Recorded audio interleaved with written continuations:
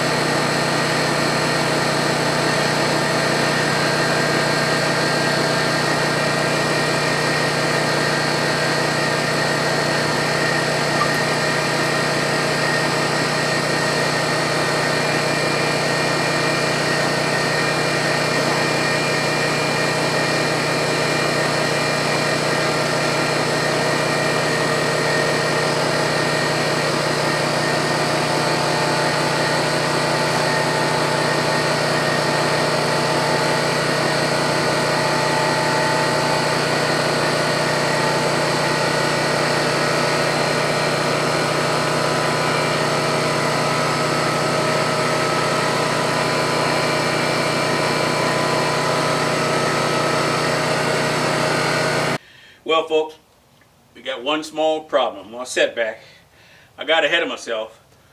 All of these tires came off MTVs, which, you know, typically that they may run to some hubs.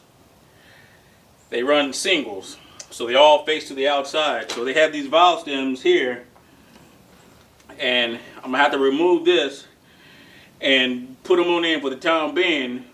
If I ever need to add air, got to add it from the rear, which hopefully I'll have space to do that. Those won't get in the way. I'm gonna take this off, this one stem here off, and see if it'll work. If not, I got to come back, take the whole thing off, dismount this tire, disassemble this rim, and put valves in there, valve stems in there, so I can inflate the tires. I've been looking at these things the whole time, but it just never registered. So that's okay, one small setback. I'm gonna continue working to get this off. I'll run out of daylight to get this tire mounted tonight, but I'll come back tomorrow and finish it off. So we're gonna take a break in the video, and I'll see you when I get back at it.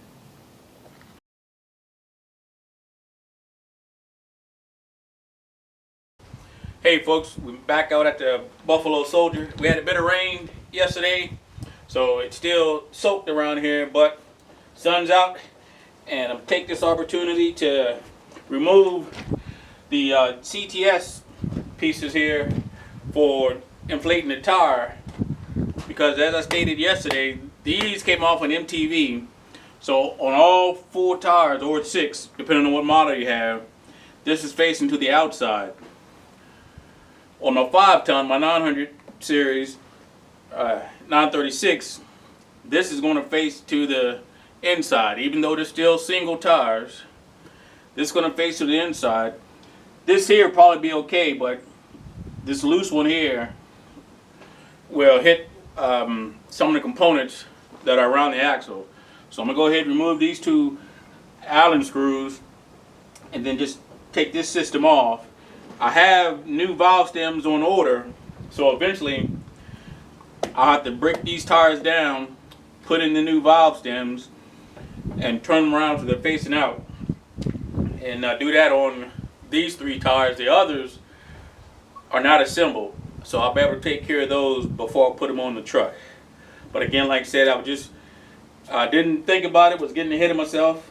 Probably could have done these a while back. I've had these tires a while. I'm just getting around to put them on the truck. So let's get back to work.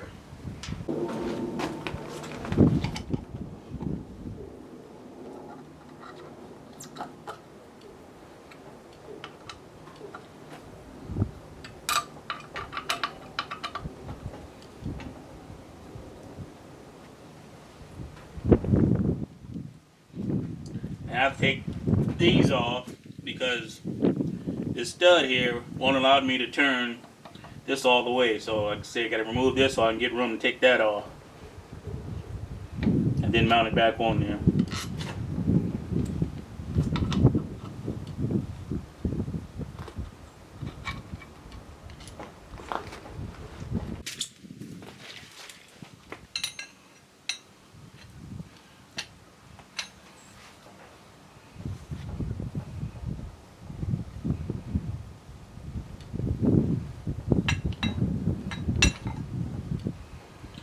And that's a 1 1/16 nut, in case you're wondering.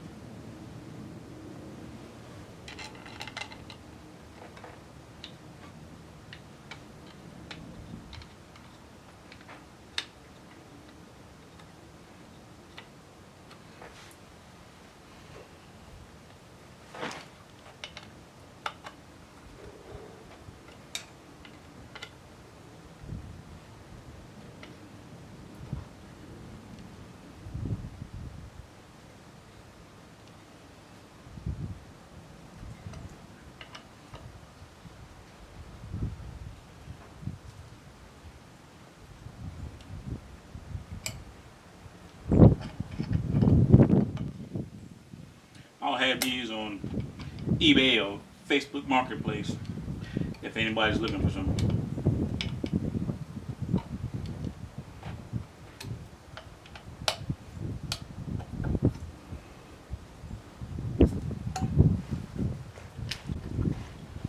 Now that that's complete, so I'll just do the same for the other 2 tires, and we'll go ahead and mount this tire on the truck.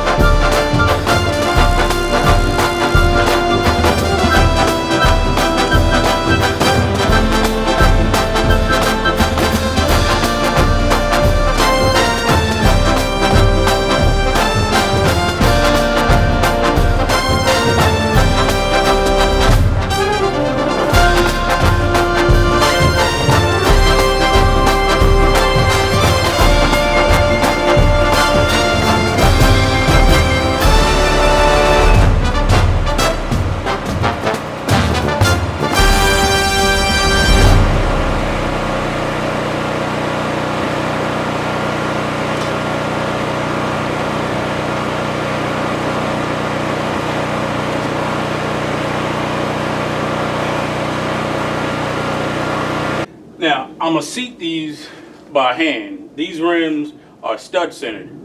There's a small groove on these rims on both sides, regardless of which way you put it on it. But anyway, there's a small groove like the old Bud style rims on your semis, and that's what centers the tire on the hub. Unlike hub centered, you'll see they have a little ridge or a little teeth sticking out that you set the tire up on, and it centers it. These here are centered by the lug nuts on the studs. And Buffalo Soldier is giving me issues. It started fine up until we had this cold spell. Now he don't act right, so I'm not able to rotate the tire. So again, I'm gonna seat these by hand. Once I see that they're all in the groove, I'm gonna tighten them down with the impact gun. But even still, after I get everything seated, take it for a quick ride up and down the road, not too far, then come back and tighten them again.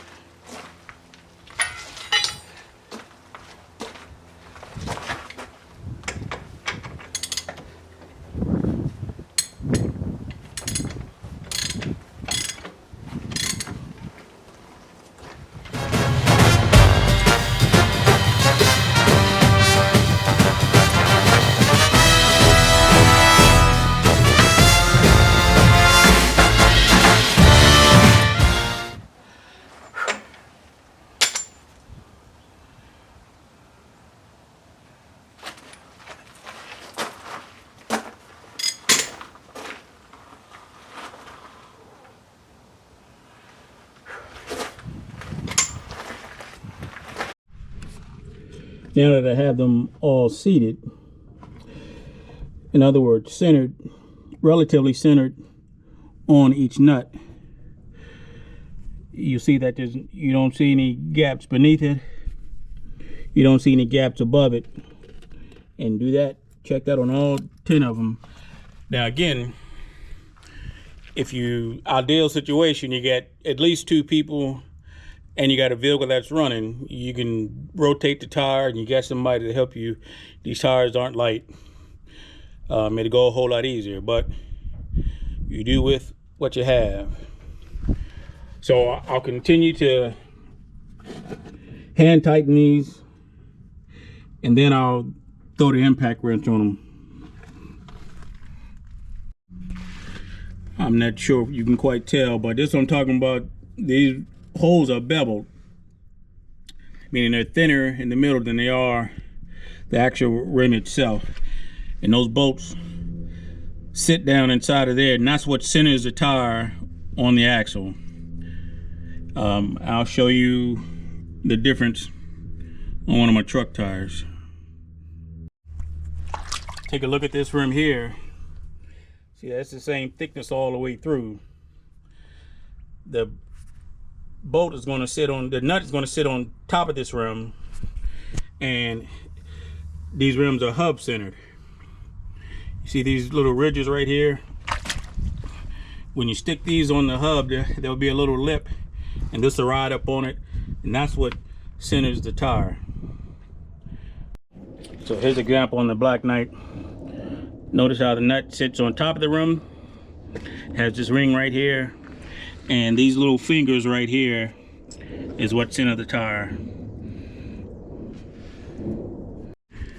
Now, just another example. Here's an older truck, and again, these are what they call the bud wheels. And you see that nut, it sits down inside of that rim. Therefore, these rims are centered on the studs. They call it the bud style or stud centered. And no, yeah, you can put them on, like I can put these rims on the Black Knight or take those rims and put on here, but you're going to get vibration and they will work themselves loose. Now you can change the hubs out, but these, like I said, this is an older truck, 72 Kenworth, and so you don't find, they definitely won't have them on the showroom floor, but rarely you don't see these. You may find some of the older trucks still out there running that have them. But so that's the difference between your bud wheel and, let's see, we have some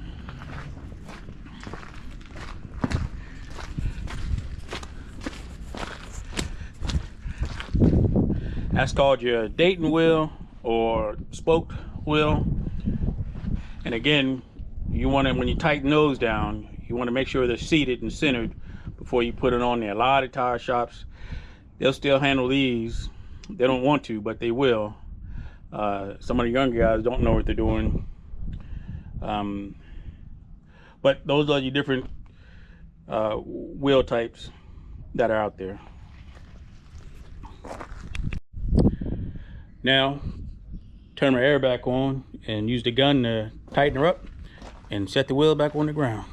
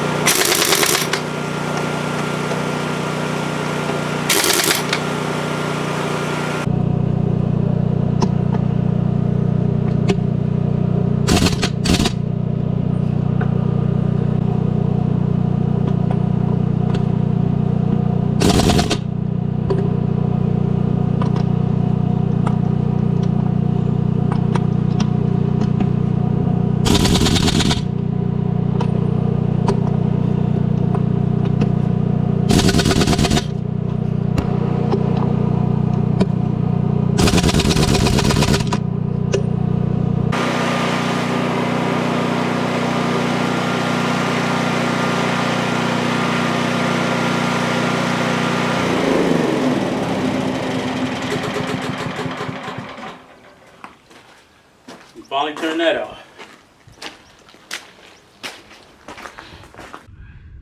Now the reason I'm checking behind the tire, because if you remember, I left that CTIS function or apparatus on there, and I want to make sure I had clearance between that and the drum, so it wouldn't damage anything, and I can still put air in it. And yes, that is the case. I do. There's the valve stem right there, and then yes, I still do have clearance between the system and the drum, so I am good to go back here.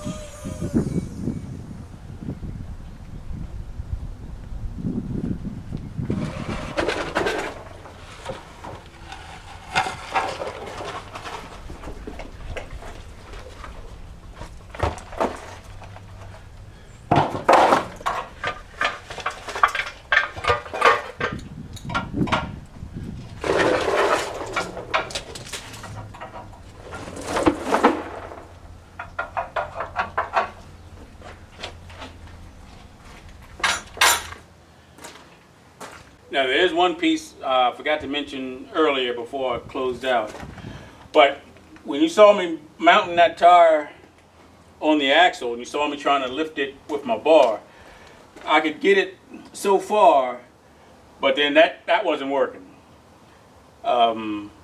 It was lifting the whole axle, so there was no tolerance in there, and I raised the axle all the way up, so you know I had plenty of clearance on the tire, and the tire wasn't touching the ground.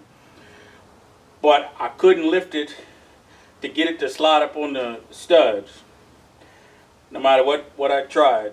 So ultimately what I had to do was actually lower it back down so the tire barely touched and stood up straight, and then I was able to walk it on to the studs. So if you're ever changing the tire by yourself in field conditions and you're struggling, as heavy as those tires are for the Black Knight, they got nothing on these tires right here. Also, one other thing I need to show you real quick. Another thing you need to be aware of when mounting and dismounting these tires is these AT-2 models and the FMTVs, they have this valve for the CTIS. So just make sure when you're first putting the tire on there, you need enough room. You got to set it beyond that first, and then you can slide the rest of the tire up on there. There's plenty of clearance. It's just that it's something you need to be aware of when you pull them on and take them off. Ain't much difference changing these tires than it is changing the tires on your car, just a whole lot heavier, and you'll need bigger tools. Well folks, there you have it. One new tire on the Buffalo Soldier. That's a two-man job if you got two folks. But it can be done. And I got to figure out why Buffalo Soldier doesn't want to start. Because that made it a little bit harder, because I wasn't able to rotate that tire once I got it on the rim, which would have been preferred as I was tightening up the lug nuts. But nonetheless, we got it done. I got 5 more to go and the spare, but it's not going to get done today. Hey, thanks for sticking around. Hope you enjoyed the video. If you like what you see, come on back and tell your friends about it, and please hit that subscribe button. As you can see, I got plenty more work to do. Thanks, and I'll catch you on the next one.